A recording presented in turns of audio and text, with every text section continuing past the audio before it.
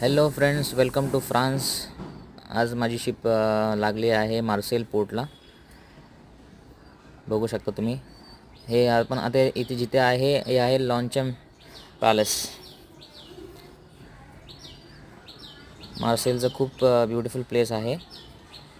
आणि आता आपण निघालो आहे, बस निघाली आहे. आता आपण चाललो आहे कॅरिफोरला शॉपिंग करायसाठी.